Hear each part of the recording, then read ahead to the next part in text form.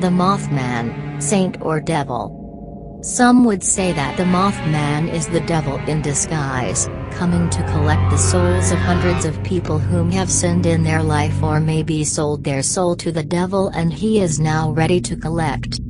Others out there would say that he is a saint, going around small villages warning people of certain doom, soon to come within days. I remember this story like it was only yesterday. I was only 18 at the time and it would have been about 10 years ago, but with my story, I will never forget what happened that day. My village would be a small village, just over 2,000 people in town. We don't even have a water treatment plant, just several large water towers dotted around the town.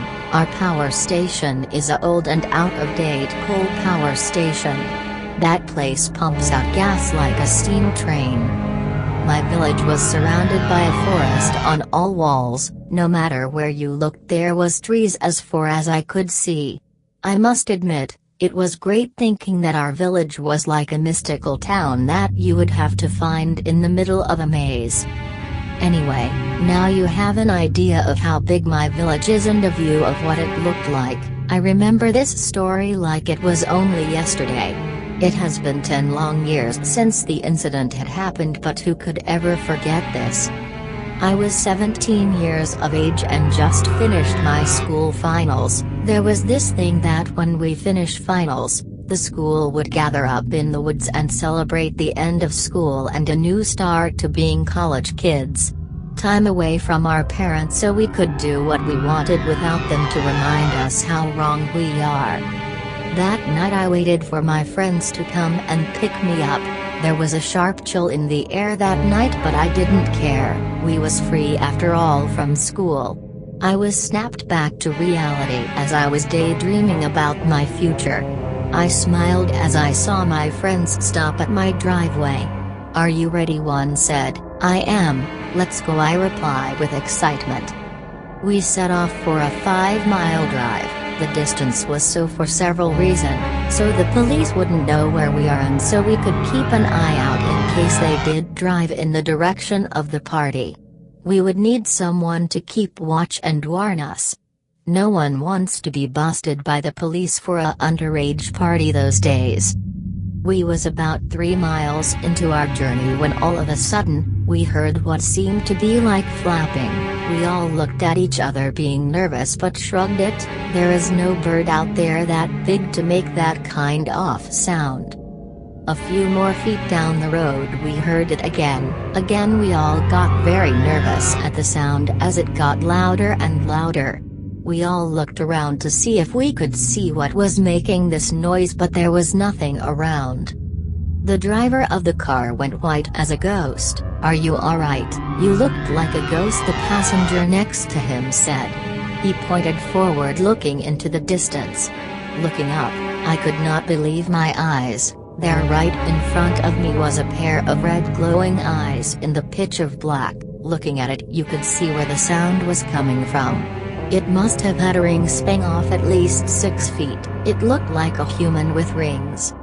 The driver started to speed up trying to lose this thing but it was no use. It kept up with the pace of the car. The speedo hit 100 as this thing was still on the side flying parallel to us. Then as sudden as it was there, it was gone. The driver kept on speeding down the road. We all tried to calm the driver down as we didn't want to die from the high speed. After a few minutes we managed to calm the driver down.